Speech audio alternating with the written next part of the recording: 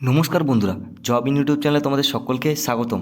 তো বন্ধুরা, post office জিডিএসের যে বড় মাপের ভ্যাকেন্সিটা বেরোনোর কথা ছিল, যেটা অফিসিয়াল নোটিফিকেশানে জানিয়ে দেওয়া হয়েছিল যে মিনিমাম 35,000-এর কাছাকাছি কিন্তু ভ্যাকেন্সি আসতে চলেছে, সেটা কিন্তু অফিসিয়ালি নোটিফিকেশানে অ্যাপ্লাই ডেটটা জারি করার কিন্তু আর খুব বেশি দেরি নেই। ধরে নিতে পারো তোমরা আর কিন্তু 7-8 দিনই কিন্তু বাকি আছে। তো 7-8 দিন পরই কিন্তু তোমাদের অফিসিয়ালিভাবে তোমাদের অ্যাপ্লাই শুরু হয়ে যাবে এই ভ্যাকেন্সিটার জন্য।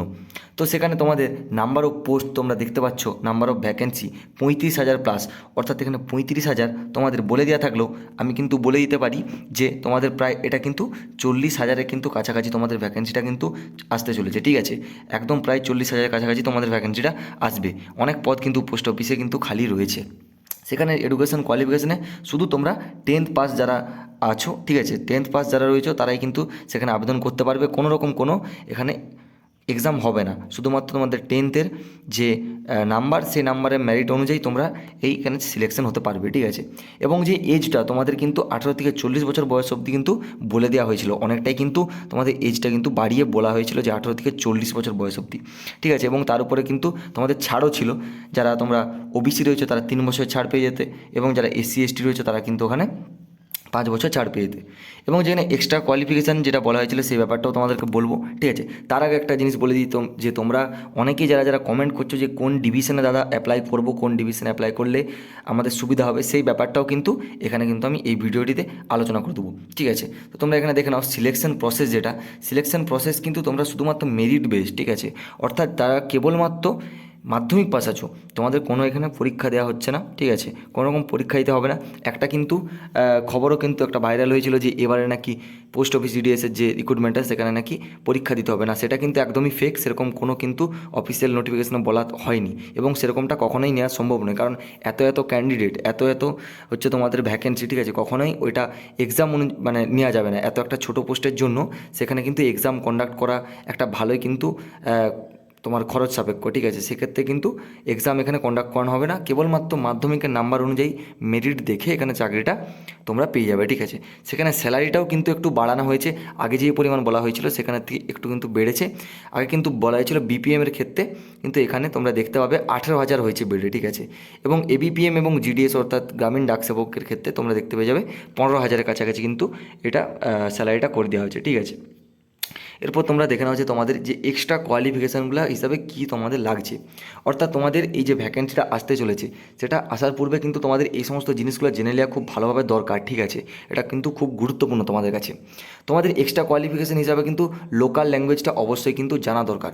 অর্থাৎ তোমরা যেই সার্কেলে, যেই ডিভিশনে তোমরা অ্যাপ্লাই করবে, সেটা যদি তোমরা ধরো ওয়েস্ট বেঙ্গল সার্কেলে তোমরা আবেদন করছো, সেক্ষেত্রে কিন্তু তোমাদের ওয়েস্ট বেঙ্গলের স্থানীয় ভাষা কি না বাংলা।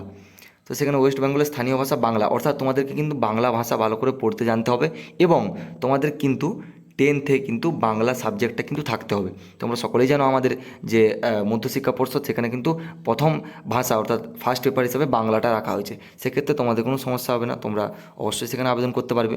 এবং এছাড়াও যারা যারা তোমরা অনেকে বলছো যে আমরা কি ওয়েস্ট বেঙ্গল থেকে অন্য কোনো সার্কেলে কি আবেদন করতে পারি, যেমন ধরো ওয়েস্ট বেঙ্গল থেকে উড়িষ্যাতে আবেদন করতে পারো, কেউ কেউ আবার ধরো ঝাড়খণ্ডে আবেদন করতে পারো, কেউ কেউ ধরো আরও মহারাষ্ট্রে আবেদন করতে পারো। ঠিক আছে, তো সেক্ষেত্রে কিন্তু তোমাদের কি লাগবে না, সেক্ষেত্রে তোমরা যেই রাজ্যের ওয়েস্ট বেঙ্গলের বাইরে যেই রাজ্যে আবেদনটা তোমরা করবে, যেহেতু এটা একটা অল ওভার ইন্ডিয়া বেসড একটা তোমাদের ভ্যাকেন্সি, সেক্ষেত্রে তোমরা যে কোনো রাজ্যে তোমরা আবেদনটা করতে পারো। কিন্তু ওয়েস্ট বেঙ্গলের থেকে যখন ওয়েস্ট বেঙ্গলের বাইরে তোমরা আবেদনটা করবে, সেক্ষেত্রে সেই রাজ্যের কিন্তু তোমাদের লোকাল ল্যাঙ্গুয়েজটা জানাও দরকার। যেমন তোমরা যদি ধরো ওয়েস্ট বেঙ্গল থেকে ওড়িশা সার্কেলে আবেদন করো, সেক্ষেত্রে তোমাদের ওড়িশা ভাষা কিন্তু জানতে হবে, উড়িয়া ভাষা তোমাদের কিন্তু জানা দরকার। এবং তোমার যে টেনতে কিন্তু ওড়িশা যে পেপারটা, ঠিক আছে, অর্থাৎ ওড়িশা যে সাবজেক্টটা সেটা তোমাদের মাধ্যমিকে থাকা দরকার।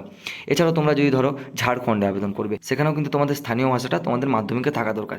এছাড়াও তোমরা যদি ধরো মহারাষ্ট্রে আবেদন করো, ওয়েস্ট বেঙ্গলের থেকে যদি তোমরা ধরো মহারাষ্ট্রে আবেদন করো, সেখানে কিন্তু তোমাদের মারাঠি ভাষাটা কিন্তু তোমাদের 10th অর্থাৎ তোমাদের মাধ্যমিকে কিন্তু সেই সাবজেক্টটা থাকা দরকার। ঠিক আছে, তো সেইভাবে কিন্তু তোমাদের একটু চেঞ্জ হবে তো যদি তোমরা বাইরে কোথাও আবেদন করো।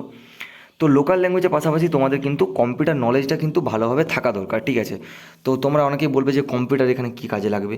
তো কম্পিউটার কিন্তু এখানে মূলত তোমাদের সেরকম কিছু একটা কাজে না লাগলেও যে বিপিএম এবিপিএম যে পোস্টটা, সেক্ষেত্রে কিন্তু অনেক অনেক কাজ যেগুলো কম্পিউটারে বসে টুকিটাকি যে সমস্ত টাইপিংয়ের কাজগুলো হয় না, সেক্ষেত্রে কিন্তু কম্পিউটারে তোমাদের নলেজটা থাকা দরকার, এবং শুধুমাত্র নলেজটাই নয়, তোমাদের কম্পিউটার সার্টিফিকেটটা থাকা দরকার। কারণ তোমরা দেখো এখানে যেই তোমাদেরকে বেতনটা দেওয়া হবে 18,000 15,000 তোমরা দেখতে পাচ্ছ, সর্বোচ্চ পদ এখানে তোমরা বিপিএমে 18,000টা তোমরা দেখতে পাচ্ছ। তো এই 18,000টাই তো তোমাদের সারা জীবনের সংসার চলে যাবে না, ঠিক আছে। আর এখানে প্রমোশনও সেরকম কোনো ব্যাপার নেই। তাহলে সেক্ষেত্রে তোমরা যদি এখানে তোমরা জিডিএস থেকে যদি ধরো তোমরা এমটিএসে যেতে চাও, সেক্ষেত্রে কিন্তু তোমাদের অবশ্যই কিন্তু কম্পিউটার একটা সার্টিফিকেট থাকা দরকার, নলেজের পাশাপাশি তোমাদের সার্টিফিকেটটাও কিন্তু থাকা দরকার।